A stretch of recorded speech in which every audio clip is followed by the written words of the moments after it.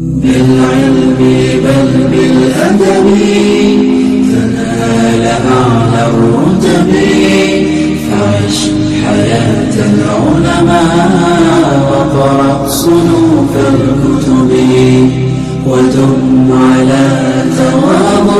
ஆக இந்த சர்வதேச பிறை என்கின்ற பெயர்ல ஏற்படுத்தப்பட்ட ஃபித்னா, இந்த அறியாமையினால் உருவாகி இந்த குழப்பம் எந்த அளவுக்கு போகுதுன்னு சொன்னா முஸ்லிம்கள் மத்தியில கபாரி சிந்தனையை விதைக்கக்கூடியதாக இருக்குது அப்படின்றத நம்ம பார்க்கிறோம். ஆக மிக்க அல்லாஹ்வுடைய சத்தியத்தை விளங்குங்க.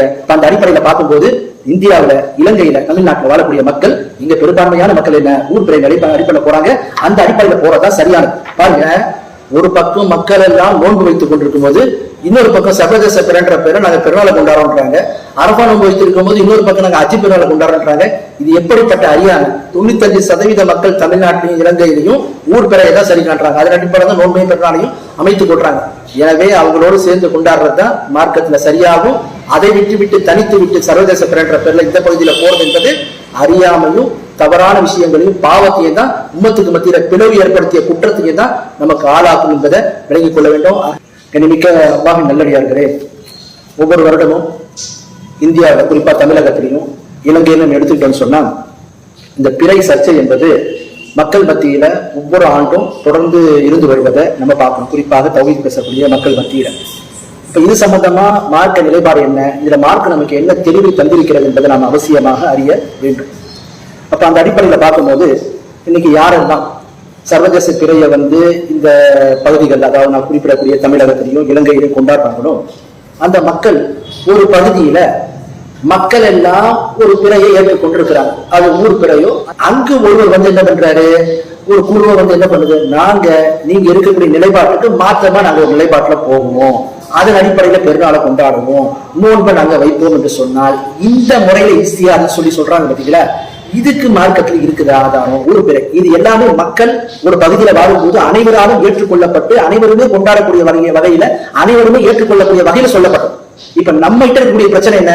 இந்தியாவில் நீங்க பாருங்க, தமிழகத்துல பெரும்பான்மையான மக்கள் முஸ்லிம்கள் ஊர் பிறையை எடுத்துட்டு வர்றாங்க. ஸ்ரீலங்காலே அதே நிலைமை தான். இங்க சிலர் என்ன பண்றாங்க, நாங்க சர்வதேச பிறையை செயல்படுத்துவோம் என்று குழுக்களாகவும் சில தனிநபர்களாகவும் செயல்படுத்துறாங்க. இந்த முறை இருக்குல்ல, இது மார்க்கத்துல இல்ல. இப்படி ஒரு முறை சஹாபாக்கள் காலத்திலேயோ, தாபிங்கள் காலத்திலேயோ, அல்லது பின்னாடி வந்தவங்க காலத்திலேயோ, அல்லது விஞ்ஞானம் வளர்ந்து தகவல் தொடர்பு எல்லாம் பரிமாறப்பட்ட அந்த காலகட்டத்துக்கு பிறகு கூட நீங்க பாத்தீங்கன்னா இப்படி ஒரு பகுதியில பெரும்பான்மையான மக்கள் ஒரு நிலைப்பாட்டில் இருக்கும்போது தனித்து போறதை எந்த அறிஞர் சரி கண்டதாகவோ அல்லது அது மார்க்கத்துல இஸ்தியாதுக்கு இடமுள்ள ஒரு அம்சமாகவோ கருதியதாகவோ அல்லது தீர்ப்பளித்ததாகவோ அதற்கு அனுமதி உள்ளதென்றோ எந்த சொன்னது கிடையாது. யாரும் அதை செயல்படுத்தி காட்டியதும் கிடையாது.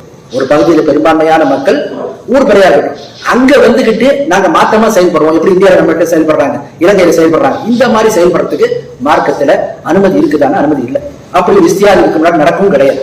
வணங்குங்களா? அப்ப இந்த விஷயத்தை நாம புரிந்து கொள்ள வேண்டும். சஹாபாக்கள் காலத்துல, தாபீங்கள் காலத்துல, யாருடைய காலத்திலும் இல்லாத ஒரு புது விஷயத்தை இவங்க கொண்டு வந்திருக்கிறாங்கன்றத பார்க்கணும். இது எப்போ வந்துச்சு என்று பார்த்தீங்கன்னா, 2வது விஷயம் 30 ஆண்டுகளுக்கு முன்பு, அதாவது ஒரு 1997ஆம் ஆண்டு தமிழகத்துல நீங்க பாத்தீங்கன்னு சொன்னா ஜார்க்கண்ட் அமைப்புல எஸ் கமால் மதனி என்பவர், அதே மாதிரி பாத்தீங்கன்னா அப்துல் காதர் மதனி, பி ஜெயலலிதா, இன்னொரு சில பேர், ஒரு 6 பேர். அதே மாதிரி பாத்தீங்கன்னா ஸ்ரீலங்கால இதே காலகட்ட பகுதியில ஒரு அன்சார் தப்லீகி, அதே மாதிரி ஹியாசில்மி போன்றவங்க எல்லாம் இந்த சர்வதேச பிறை நிலைப்பாட்டு ஆல்ரெடி எங்க மக்கள்லாம் பெரும்பாலான மக்கள் என்ன செய்யறாங்க, ஊர் பிறை நிலைப்பாட்டை சரி கட்டிட்டு இருக்காங்க. அங்க என்ன பண்றாங்க, ஒரு கருத்தை, ஒரு ஆய்வுன்ற பேர்ல மக்கள் மத்தியில சர்வதேச பிறையை பின்பற்ற வேண்டும் என்ற பெயரில் ஒரு இதை உருவாக்குனாங்க. அப்பதான் இந்த குழப்பமும் இந்த பித்னாவும் ஆரம்பமாகுது அப்படின்னு நம்ம பார்க்கணும். மார்க்கம் என்பது தெளிவானது. அப்படிப்பட்ட மார்க்கத்தை கலங்கப்படுத்துவதற்கோ, அப்படிப்பட்ட மார்க்கத்தை பிரிவினை ஏற்படுத்துவதற்கோ எவ்விதமான அதிகாரம் கிடையாது யாருக்கும். நீங்க எப்படி ஆயிடுச்சுன்னா, இந்த சர்வதேச பிறை என்ற நிலைப்பாட்டை உள்ளவங்க எந்த அளவுக்கு இன்னைக்கு ஆய்வுக்கிறாங்கன்னா, யாரெல்லாம் சர்வதேச பிறை நிலைப்பாட்டை உள்ளாரோ அவங்க எல்லாம் தௌஹீத்வாதி. யாரெல்லாம் ஊர் பிறை நிலைப்பாட்டை தமிழ் பேசக்கூடிய மக்கள், அது தமிழ்நாட்டில் இருக்கட்டும் ஸ்ரீலங்காவில் இருக்கட்டும் சரி காட்டுறாங்களோ அவங்க எல்லாம் விதத்துவாதி. அப்போ இந்த சர்வதேச பிறை என்பது ஒரு தக்ஃபீரான சிந்தனையை, ஹவாரி சிந்தனையை தான் இன்னைக்கு முஸ்லிம்கள் மத்தியில ஏற்படுத்தி இருக்கிறது அப்படின்னு பார்க்கணும். நம்ம பகுதியில பெரும்பான்மையான மக்கள் ஊர் பிறையின் அடிப்படையில் போறாங்கன்னா அந்த கருத்துல தான் போறோம்.